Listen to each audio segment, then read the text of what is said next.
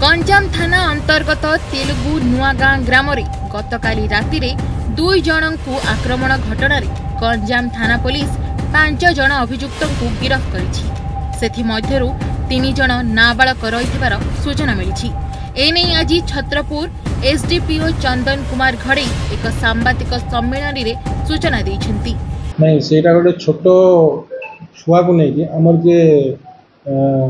गंजाम थाना case number 209/25 जी आमर इतलाकारी ता झील से मुड़िया नुआ गाँ स्कूल पाठ पढ़े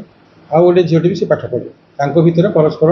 जिते छोट कथा को लेकिन पाठन होते ये जो शुभम बोली गोटे पिलाटे जे कि जुवेनाइल अच्छी सी जामर कंप्लेंटर झील को पार्टी कर तू कहीं झगड़ा कर एक कथा से कंप्लेंटर झील जा माँ कहला माँ आसिक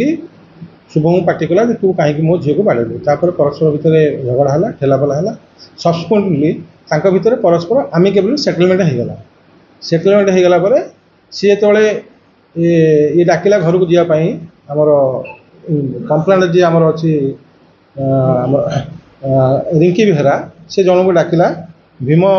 तरेकी डाकिला जे मत आसिक ये नहीं जा सी तार मोटरसाइकिल जाऊला बेले एमाने पुणी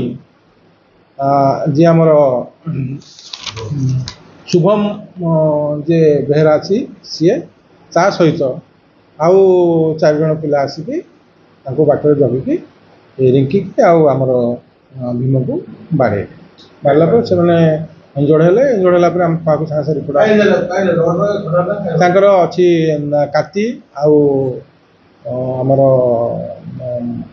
ठेंगा से एथर सागे सागे से आमको रिपोर्ट देलापर आम सागे सागे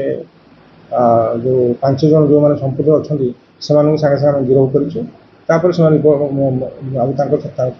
विरुद्ध भी गोटे केस मकदमा रुजु अच्छी से बर्तमान रिटर्न अच्छा फरड़ा 5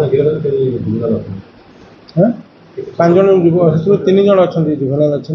आउ 2 जन मेजर अच्छा नहीं पेसेंट प्रथम ब्रह्मपुर रेफर होता रेफर सब्सिक्वेंटली सी बर्तमान सम हस्पिटाल अच्छी भुवनेश्वर कंडीशन आम जहाँ बुझुल भल अच्छे। छत्रपुर जितेंद्र नायक न्यूज़ 8 ओडिया।